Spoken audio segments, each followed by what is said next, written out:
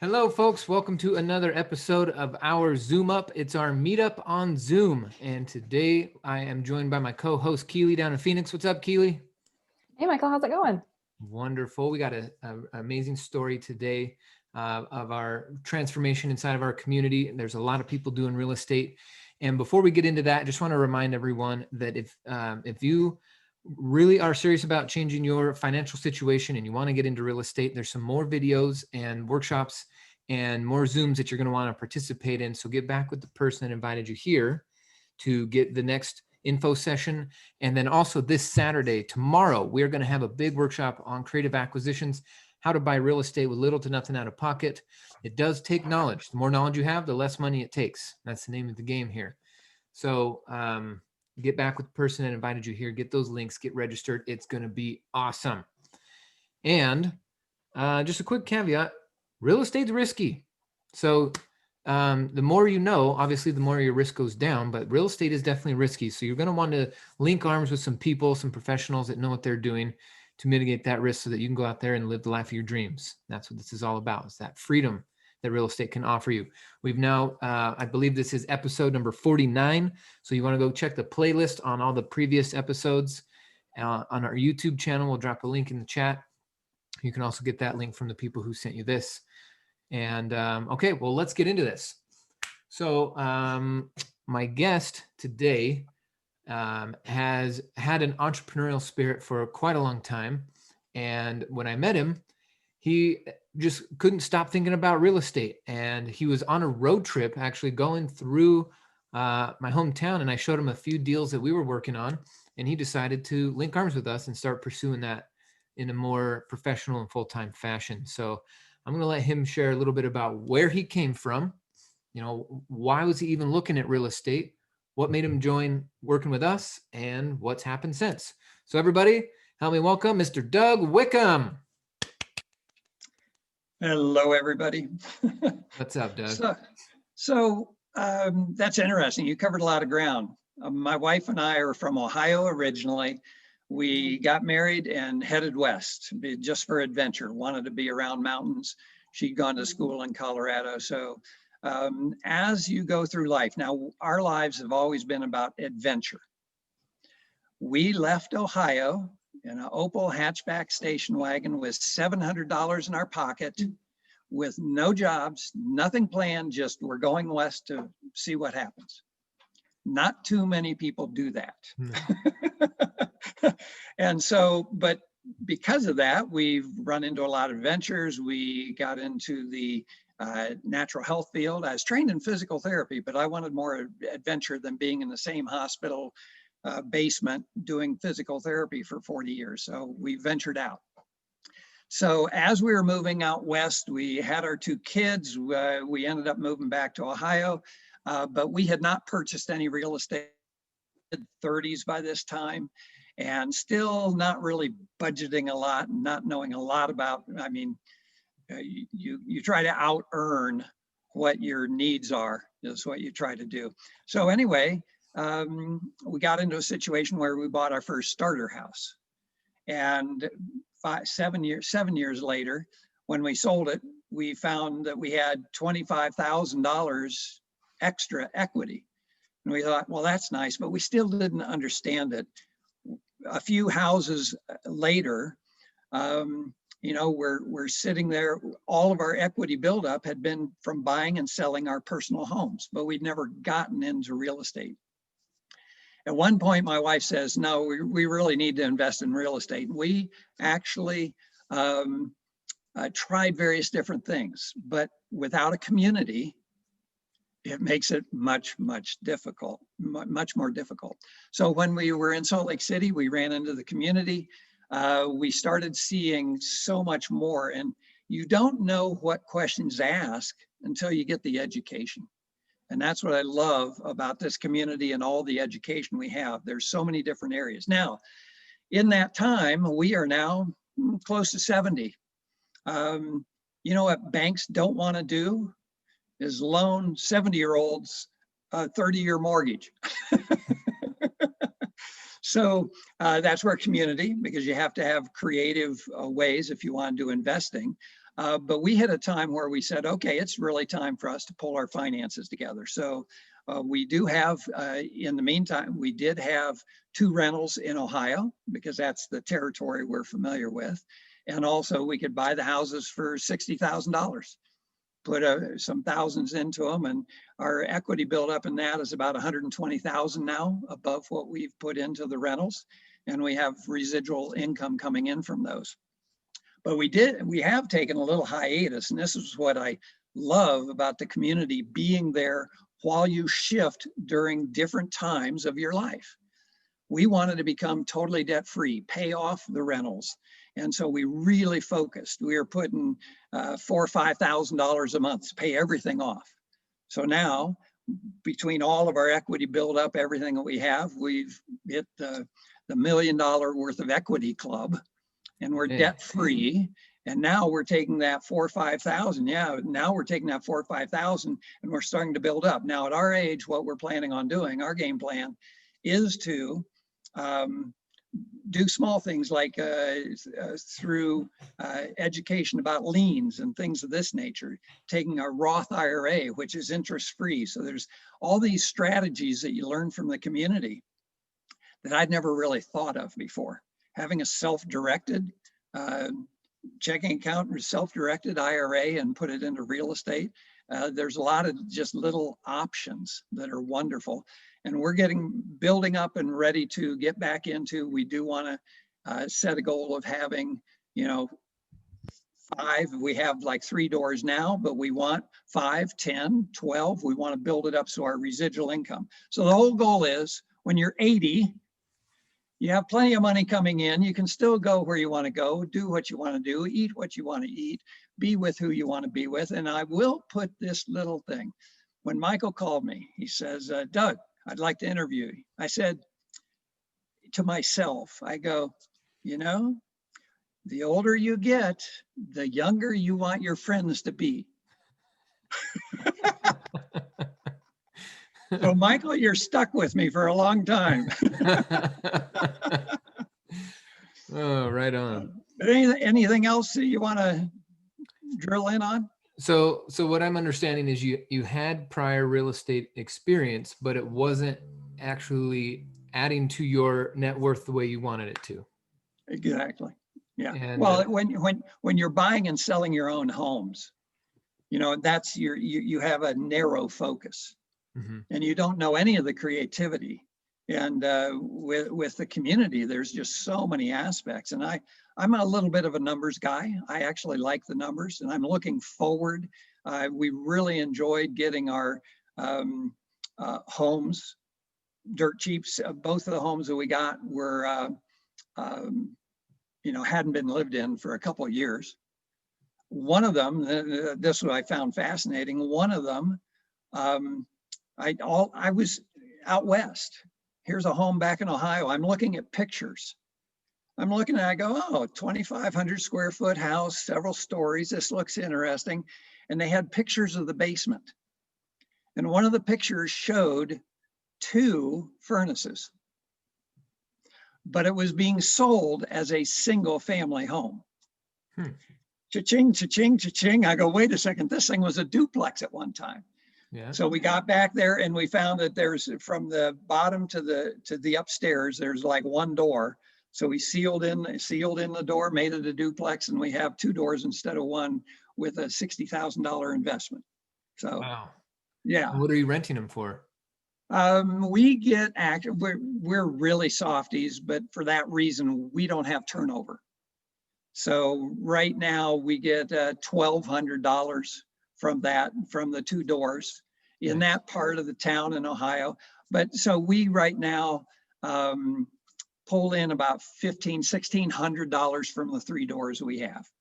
Okay. And I know some people that, they push it, and the advice of, oh, well, go to Rentometer, how much rent can you get? How much can you get?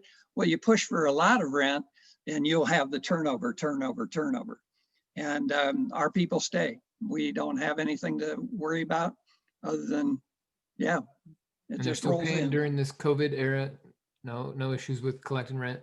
No, not at all.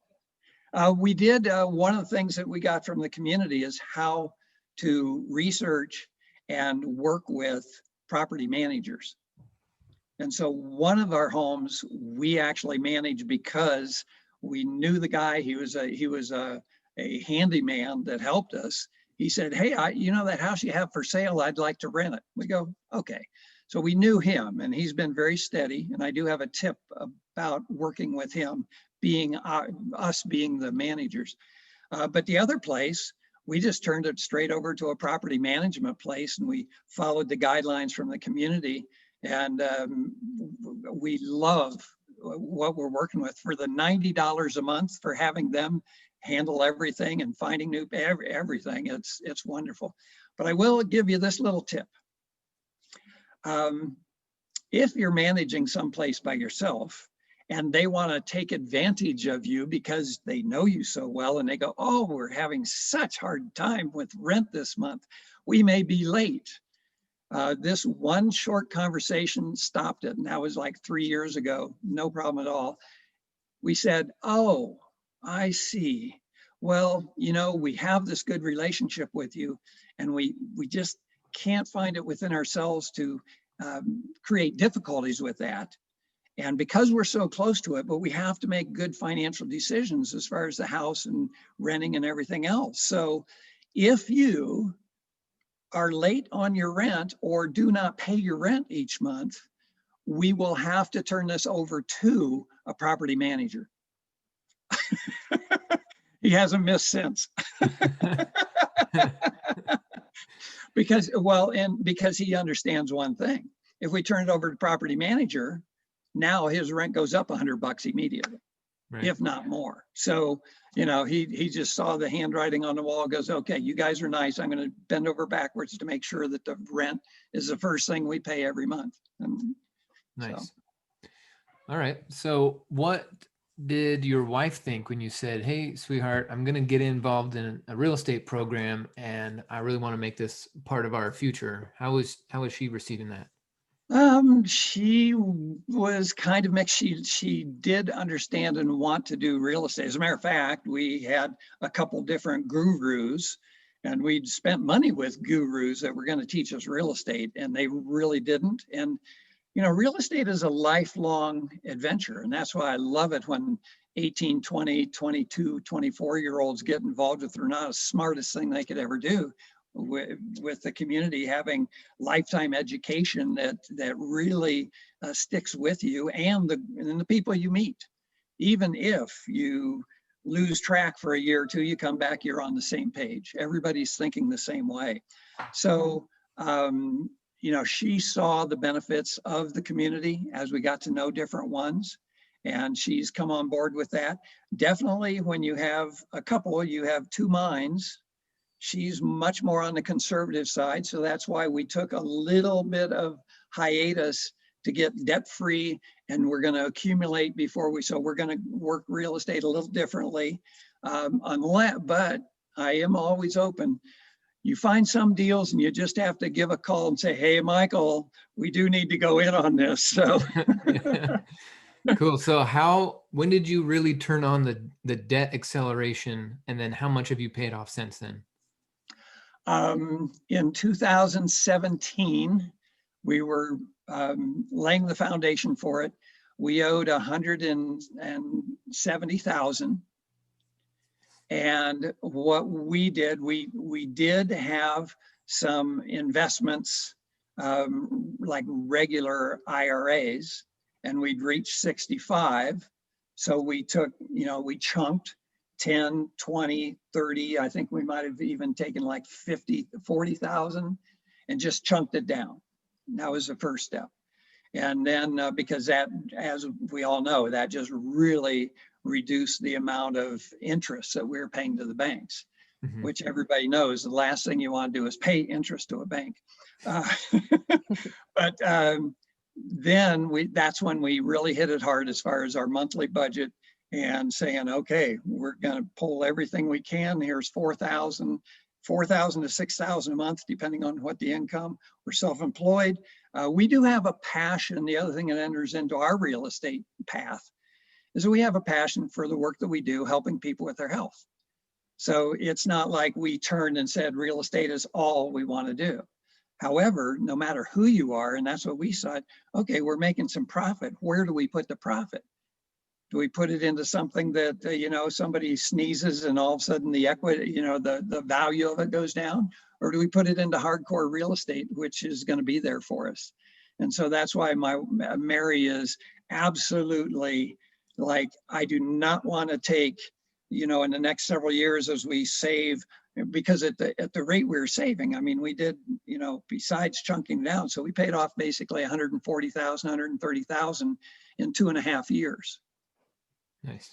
And now we're free. So now our goal is to every 2 years, we'll have 100,000. If we go to the right part of the country, that 100,000 gives you a house and enough to repair it and then get it rented or turn around, sell it, whichever way you want to go. But, that's definitely it. But she is on board as far as, look, let's keep saving the money we have been at the same rate. This is fantastic, but let's turn it into real estate. So that's why we're looking for anybody that has, as we travel, we aren't going to like sell this house and move, but we are looking at, because that's how we got our Ohio houses. We literally we had residual income. We can do our work kind of from anywhere. Mm-hmm. So we traveled back to Ohio. We stayed there for a month, 2 months, bought a house, rehabbed the house, kind of lived out of the house while we were there. And so we took like 1 to 3, 4 months. Now that's hands-on. We did a lot of repairs.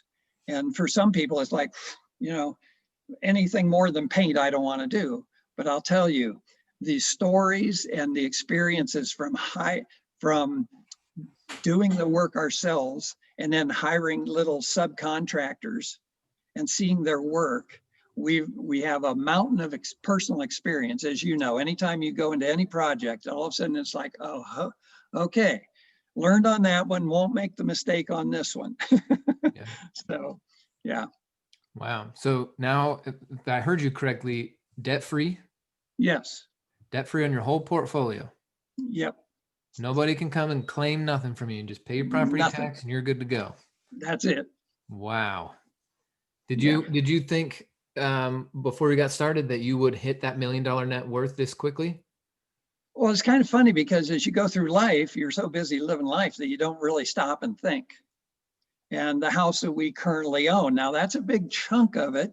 And one of our choices is to go ahead and say, okay, we're selling this house, which is basically 650 to 700,000. Wow. We bought it for 250. We put about 100,000 into, we actually built 2,300 onto it and then tore the original down and built. So we have about 4,000 square feet. It was originally 1,100 square feet. They were calling bedrooms what I would call a undersized closet. And so with the 4,000 square feet in the area that we're living in and everything else, very possibly 650 minimum, 700 or more is what that's worth. So one thought, and it may happen within the next year or two, sell this, move, get a place that's obviously much, and then have 500,000 that we can go and accelerate as far as what we buy and create more of the residual income. So that's kind of the game plan. Wow, amazing! What an exciting process that's been unfolding. Yeah. Very cool. Yeah, it's really, very exciting. Yeah, I do have a quick question. You mentioned that you're going to be picking up maybe 5 to 10 more rentals in the next few years. Yes. And I think you just answered my question. You're basically going to be paying for those with some of the assets that you already have. Yes. Okay, that was my question. So what I've heard others say, that the more rentals you have, the more monthly income you create, then therefore the faster you can accumulate money, and then you can add to the portfolio. So right now we just have the 3 doors, but if we take the equity from our home, a fair amount of it, and put that in, then we can add, I can see adding 4 or 5 homes fairly straight, within a couple year period, if we manage it right. So that would take us up to close to 10 doors, which, you look at 10 doors, and if you're getting even lower rents, but, the goal, quite frankly, the goal is 10,000 a month minimal to live on. Mhm. I don't know about the rest of you, but I run into all the time in my job where, we're working with people, and they will go, okay, well, you need these supplements, you need to buy this quality of food, you need to do this. And they go, oh, I'm 72 and the only money I have is Social Security. And I'm going, how? I mean, no, these are people have faith, and that's wonderful, and they can be taken care of, but I don't want to be taken care of. As we, Mary and I are in our 80s and hopefully 90s and hit the 100 and really go for this. If there's ever time that we need help, those people will come to our house and live with us and take care of us. I do not want to be shifted off to some home, especially if you get shifted off to a home. And I know this, a lot of you people on here aren't in this, but you know what? Think down the road. You don't want to be in a situation where you're being shifted off on your little bit of money that you have into a home. And these are oftentimes people that don't necessarily care a lot about you. And it's really tough on them. Now, I think anybody that cares for older individuals never gets paid enough. It's an amazing job that they do, but the reality is something starts happening when you're in a facility and there's 30 to 50 people in there, and you're seeing death after death after death after death. And now the new person comes in, and it's a challenge. You don't want to get attached. Even if you want to, it's just a mentality. And it's like, okay, well, we'll take care of you. Here's a thing, for instance. The older you get, the worse your digestion tends to be. Your body's not as efficient. You try to keep yourself up, but supplementation makes a huge difference, a huge difference. So you go into a facility and you go, okay, I want to take these supplements. And they go, no, we don't administer those. And so depending on where you are, you can run into situations. I've had wives, we were working with a husband having some challenges, and I've had wives that said, oh, we can't afford any of that for him. Now, when they took what we recommended, they were getting better, but it cost money. And the song that says, money, not another minute will money buy? Mm-hmm. That's not true. That's not true.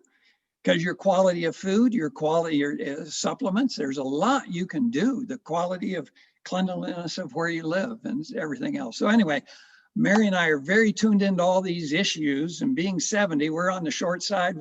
We're robust. We walk and hike and do all kinds of things, but we want to keep that up as long as possible. And real estate and the community is a place that we keep our energy up. I heard that being debt-free also adds to your life. Oh man, I'll tell you, this is so funny that because you go through life, and we'd always just, we left Ohio with $700. So we didn't look at things that way, and we just make it work. And so all of a sudden we're making a lot of things work. We have a lot of equity. Everything's going, we're making some good decisions, but we didn't have it budgeted in a way. And I'll tell you, now that we're debt-free, it's amazing the pressures that you feel when you have some debt versus when you don't have any debt. Man.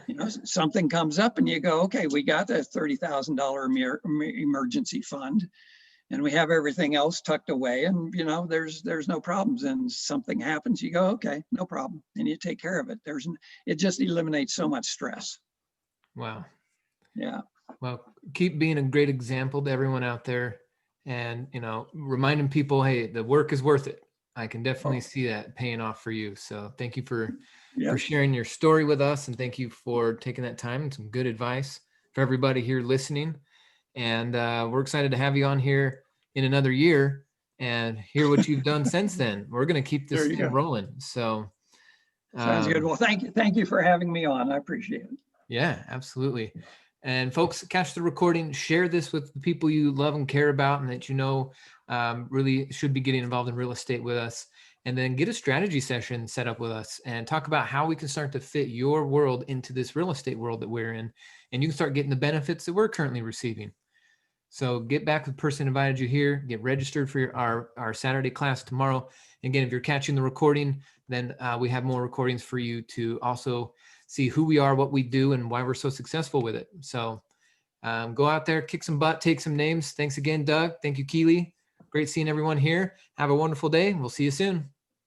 Bye-bye.